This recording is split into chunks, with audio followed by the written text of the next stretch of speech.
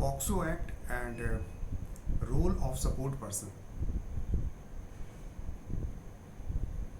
as devised by the POCSO rules 2020 is of utmost importance in rehabilitation of the child victim. A judgment of Supreme Court clearly describes certain points, more specifically highlighting the roles of the support person. My subject today is the support persons, the creating awareness so that people may come to know that this is another scheme of the government for rehabilitation, mental, social of the child victim.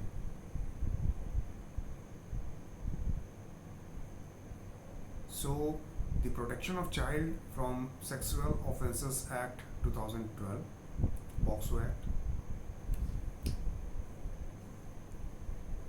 intended to create a secure and fearless atmosphere for most innocent and vulnerable sections of the citizens, that is, children and young adults. Behavior like physical behavior, verbal and non-verbal behavior, as horrifying as rape and physical sexual abuse, have been criminalized by this act. Support person has been envisaged by the POCSO rules 2020. I am reading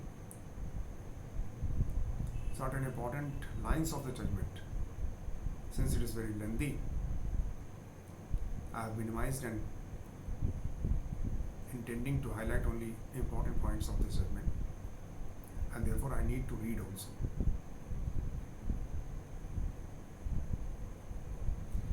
Why the necessity of support person was felt? It is as such that from the point of registering an FIR complaint under the POCSO Act, the victim and their family are required to interact with the police machinery, medical officers and hospitals, the magistrate, special court or juvenile justice board, the concerned child welfare committee and other stakeholders, which in itself is overwhelming. Over and above the already traumatic experience of the crime itself, which the family and the child victim is facing. This often dissuades them from pursuing the case altogether. And noticing the need for a support person, the role of a support person was institutionalized in the POCSO Rules 2020. Definition says that support person means a person assigned by the Child Welfare Committee in accordance with Sub-Rule 7 of Rule 4 to render assistance to the child through the process of investigation and trial, or any other person assisting the child in the pre-trial or trial process in respect of an offence under the Act.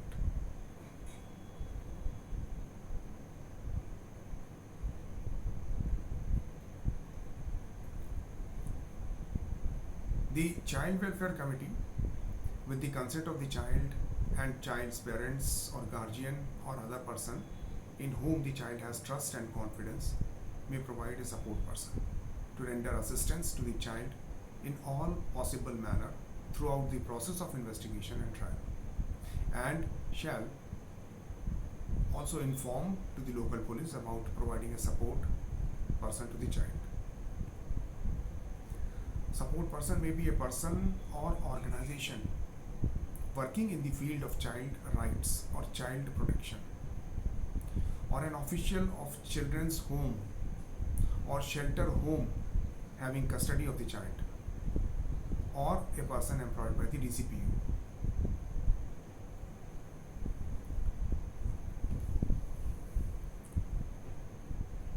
It is also True that nothing in these rules of 2020 shall prevent a child and child's parents or guardian or other person in whom the child has trust and confidence from seeking the assistance of any person or organization for proceeding under the Act. Rules also stipulate that if CW, Child Welfare Committee fails to appoint one, or for whatever reason the child victim and their family wish to engage someone else, they are free to seek assistance from a qualified support person externally also, and their services may also be terminated as provided in Rule 411. A support person is to provide information, emotional and psychological support, practical assistance, which are often crucial to the recovery of the child.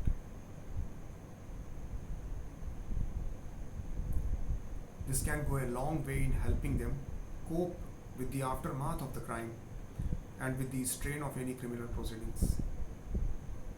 In many ways, a support person acts as a guardian ad litem for the child. The support person shall at all times maintain the confidentiality of all information pertaining to the child to which he or she has access, and shall keep the child and child's parents or guardian or other person in whom the child has trust and confidence informed regarding the proceedings of the case, including available assistance, judicial procedures and potential outcomes. Therefore, he should have full knowledge of the legal procedure as well. A knowledgeable person is required to act as a support person. The support person shall also inform the child of the role of the support person and may play in judicial process and ensure that any concerns that the child may have regarding child safety in relation to the accused and the manner in which the support person would like to provide child's testimony.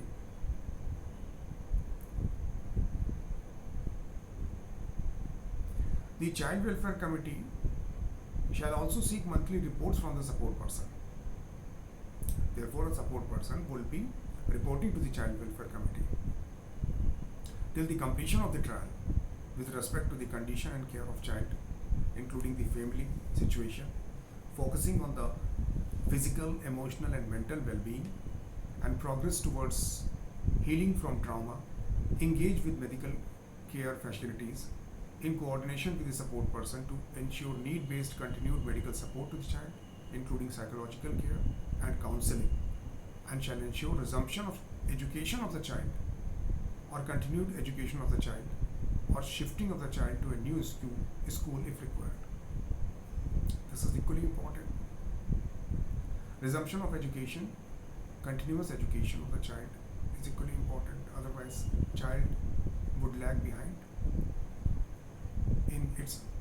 in his social progress, and a continuous education will keep him engaged, will help him to cope with the trauma also. Model guidelines have also been formulated under Section 39 of the Act by the Ministry of Women and Child Development, Government of India. Interpreter, translator, special educator, expert, support person or person familiar with the manner of communication of the child engaged to provide service for the purpose of the Act shall be unbiased and impartial, and shall disclose any real or perceived conflict of interest, and shall render a complete and accurate interpretation or translation without any additions or omissions, in accordance with Section 282 of the CRPC.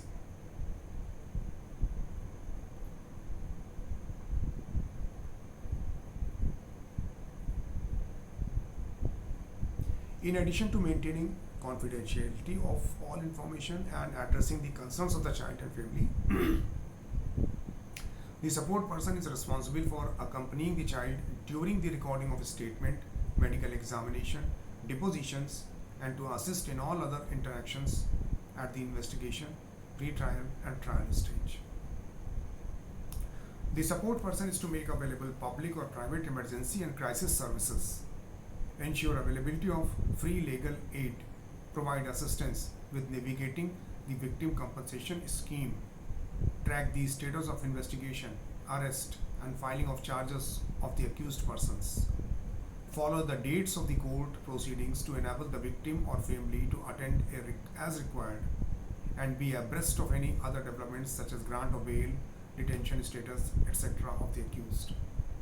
Quite extended responsibility.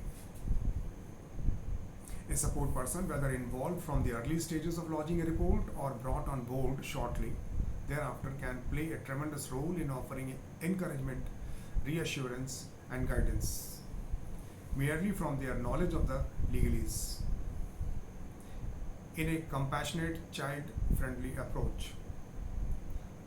Their potential in providing moral support and guidance, which directly translates to better and more just outcomes, both in terms of prosecution and rehabilitation, cannot be overstated. To fulfill their role as envisaged, their primary focus must be child's immediate care and protection, and to play the role of a helpful intermediary between the child, its family guardian, and the various institutional stakeholders and authorities.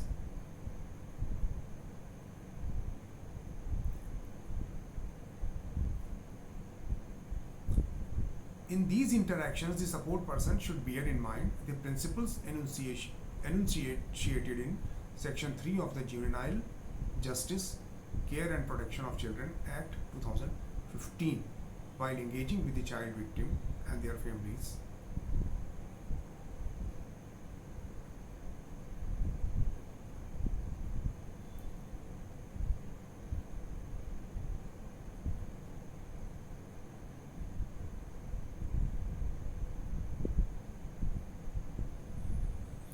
Similarly, another useful resource tailored specifically for the use of support person is the Handbook for Support Persons 2021, assisting child victims of sexual violence, which is a handy open access resource available on the internet also. Guidelines issued by the model guidelines issued under Section 39 of the Act by the Ministry of Women and Child Development also help support persons to act in a particular manner. So, a support person is not to act in without any guidance. Sufficient guidelines have also been given to it, including the Handbook for Support Persons 21. His role is defined. Monitoring of implementation of the Act, the National Commission for Protection of Child Rights (NCPCR) or the State Commission for the Protection of Child Rights (SCPCR), as the case may be, shall, in addition to the functions assigned to them under the Commissions for Protection of Child Rights Act, will also do the monitoring of.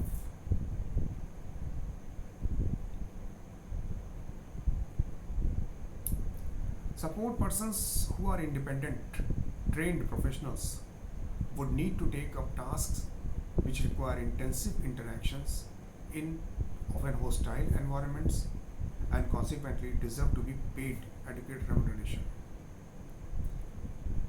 Though the rules state that such personnel, like support person, should be paid equivalent to a skilled worker as per the Minimum Wages Act, but the court opined that remuneration paid for the duration of the work, for entire duration of the work, should be commensurate to the qualifications and experience of these independent professionals, having regard to the salaries paid to those with comparable qualifications employed by the government in public sector units or other institutions run by the government, for example, hospitals.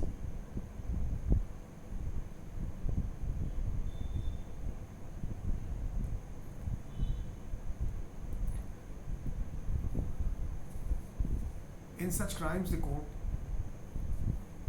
finds that true justice is achieved not merely by nabbing the culprit and bringing him to justice, or the severity of the punishment meted out, but the support, care, and security to the victim or vulnerable witness as provided by the state and all its authorities in assuring a painless, as less an ordeal and experience as possible during the entire process of investigation and trial is of utmost importance.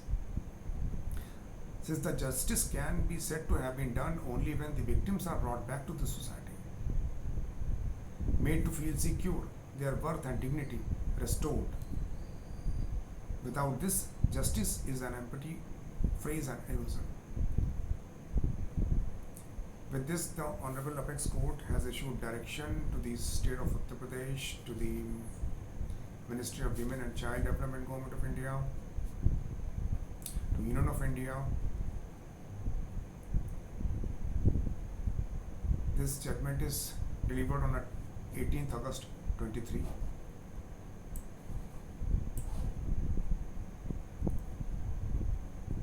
In writ petition number 427 of 22, बचपन बचाओ आंदोलन versus Union of India.